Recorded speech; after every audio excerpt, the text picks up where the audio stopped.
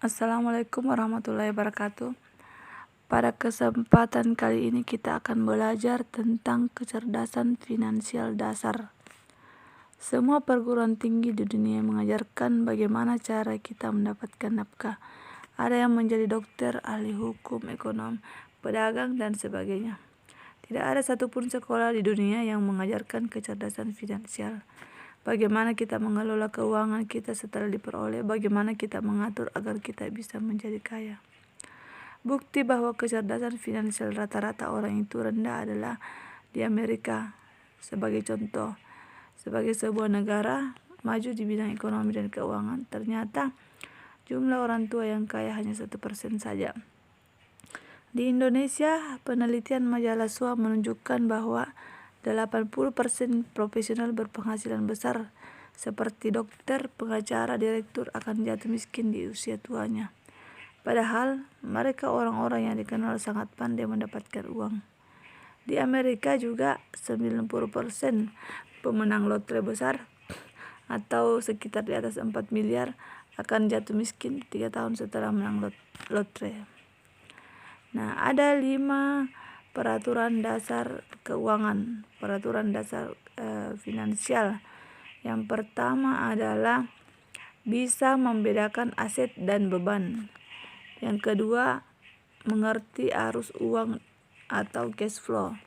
Yang ketiga, mengetahui cara menggunakan uang. Yang keempat, memahami penghasilan aktif dan pasif.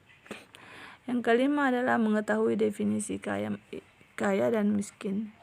Mari kita bahas satu persatu. Secara sederhana, seseorang disebut cerdas finansial jika dia tahu dan bisa menerapkan 5 peraturan dasar finansial dalam kehidupannya.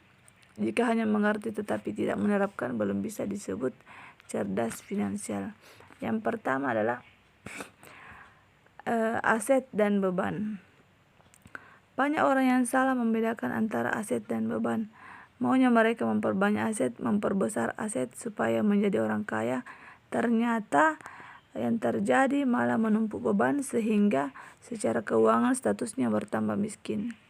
Aset adalah harta milik kita yang bisa memasukkan uang ke rekening kita, seperti saham, real estate, rumah yang dikontrakkan, bisnis yang dipegang orang lain, dan ternak.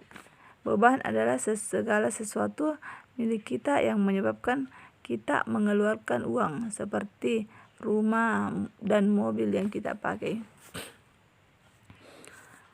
Ada 3 macam arus uang. Yang pertama adalah arus uang orang miskin. Seseorang disebut kaya atau tidak bukan karena penghasilannya atau apa yang dia miliki. Seseorang disebut kaya atau miskin tergantung arus uangnya, berasal dari mana dan pergi kemana. Bisa saja dia berpenghasilan 100 juta per bulan, tetapi arus kasnya menunjukkan ciri arus kas orang miskin. Dia disebut orang miskin dan lebih stres dibanding mereka yang berpenghasilan 2 atau 3 juta sebulan. Kita disebut kaya jika memiliki arus kasnya orang kaya. Nah, bagaimana ciri-cirinya? Arus kas orang miskin memiliki ciri penghasilannya berasal dari pekerjaan, setiap bulan habis untuk biaya hidup maupun bayar utang.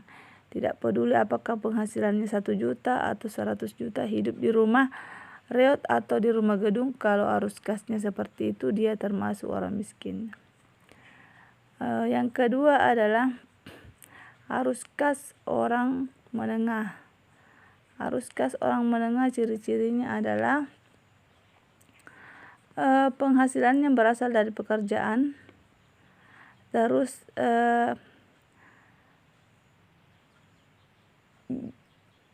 penghasilannya berasal dari pekerjaan, kemudian penghasilannya itu lebih besar dibandingkan kebutuhan harian, sehingga ada sisa yang kemudian dibelikan beban.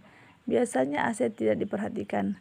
Karena sisa penghasilannya dibelikan beban, maka pada suatu titik pemilik arus kas kelas menengah akan jatuh sebagai orang miskin karena biaya hidupnya meningkat.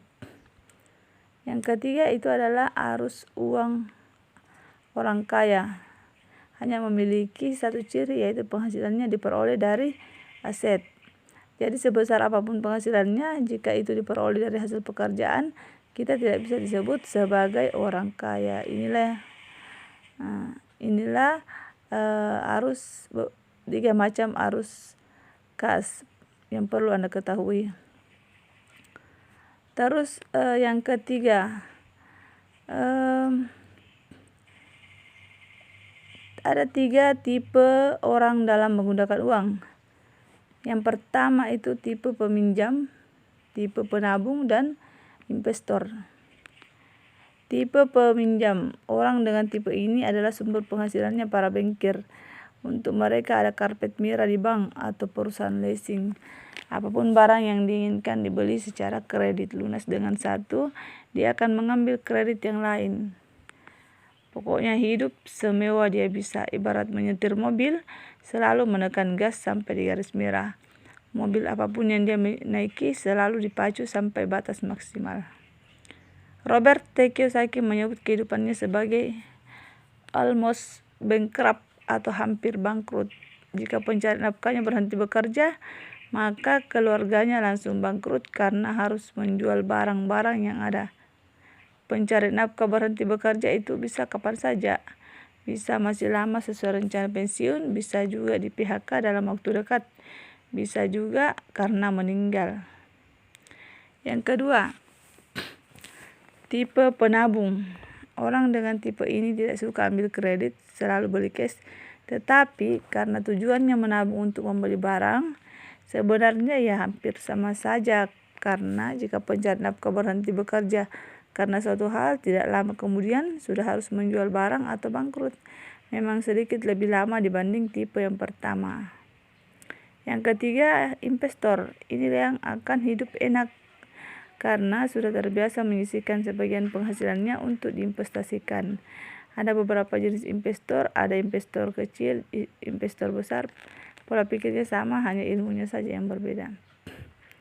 Peraturan keempat, penghasilan aktif dan pasif.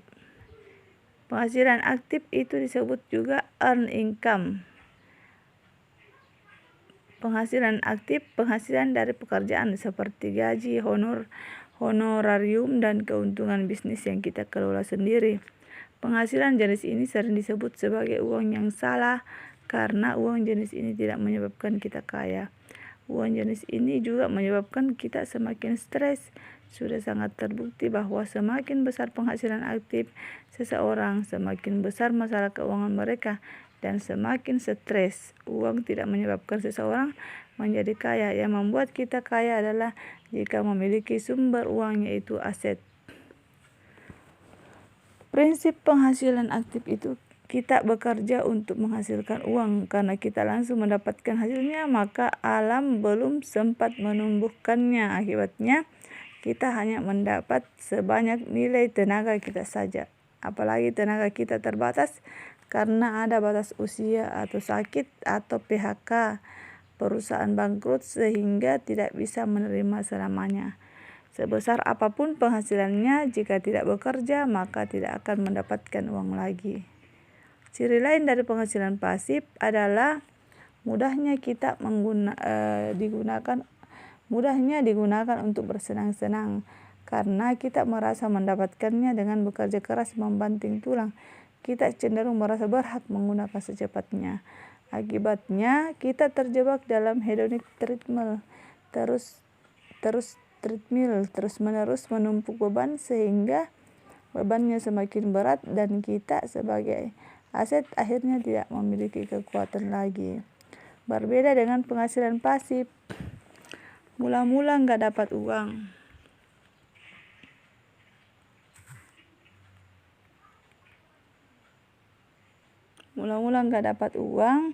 Kemudian lama-lama uangnya akan melimpah.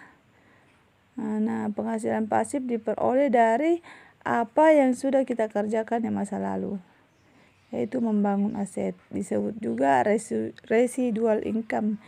Ini adalah jenis penghasilan yang bisa membuat kita kaya. Uang yang berasal dari penghasilan jenis ini disebut juga sebagai uang yang benar. Berbeda dengan penghasilan aktif, semakin besar penghasilan pasif Anda, semakin rileks dan tenang kehidupan. Nah, hambatan untuk mendapatkan penghasilan pasif ini adalah ya diri Anda sendiri, yaitu kepercayaan salah tentang penghasilan jenis ini. Di lingkungan orang miskin, ide penghasilan pasif tidak populer karena mereka nyaris tidak pernah mendapatkan. Dianggapnya penghasilan jenis ini adalah penghasilan yang tidak jelas berasal dari mana, seolah-olah tanpa bekerja atau melakukan sesuatu kita bisa mendapatkan, sehingga kita menganggapnya sebagai penghasilan tidak sah atau haram. Seringkali juga kita bertanya kepada orang yang salah tentang boleh tidaknya penghasilan jenis ini, yaitu kepada orang yang mungkin juga belum tahu tentang penghasilan pasif, sehingga pendapatnya juga didasarkan prasangka sejak kecil seperti yang lain. Nah, ada hukum alam memberi dan menerima. Tidak mungkin membiarkan seseorang tanpa melakukan apa-apa kemudian mendapat penghasilan besar. Jika seseorang mendapat penghasilan besar saat ini tanpa nampak bekerja, berarti dahulu sudah bekerja lebih keras dari kita dan tidak mendapatkan hasil yang sepadan dengan pekerjaannya. Hasilnya baru diterima sekarang. Jika saat bekerja Anda langsung menerima penghasilan, itu adalah penghasilan aktif dan bukan pasif. Jika kemudian dijanjikan besok akan mendapat penghasilan pasif besar, Anda layak curiga itu suatu kebohongan. Nah, untuk bisa mendapatkan penghasilan pasif, kata kuncinya adalah ada dua, yaitu jaringan dan sistem. Semakin besar jaringan bisnis atau investasi Anda, semakin besar penghasilan Anda. Semakin bagus sistemnya, semakin aman penghasilan Anda. Di sini Anda sudah sepenuhnya menggantikan diri Anda sebagai aset keluarga dengan aset lain yang jauh lebih aman. Anda sendiri bisa melakukan hal-hal lain, khususnya bisa lebih dekat dengan keluarga. Yang kelima, peraturan kelima adalah kaya dan makmur. Jadi orang kaya itu bukan orang yang penghasilannya besar, rumahnya besar dan mobilnya banyak. Itu namanya orang yang hidupnya mewah. Sebagian besar yang hidupnya mewah seperti itu adalah orang yang secara keuangan sebenarnya miskin karena mereka membiayai kehidupan mewahnya dengan bekerja keras. Robert T. Kiyosaki mengatakan bahwa orang yang disebut kaya kalau mulai besok dia berani berhenti bekerja karena sudah memiliki penghasilan pasif yang lebih besar dari biaya hidupnya. Nah, sebenarnya yang paling mudah yang mengukur indeks kemakmuran masing-masing yaitu penghasilan pasif dibagi biaya hidup. Jika indeks kemakmurannya lebih dari 1 berarti kita makmur. Indeks kemakmuran jauh lebih besar dari 1 berarti kita kaya. Oke. Sekian video kali ini. Assalamualaikum warahmatullahi wabarakatuh.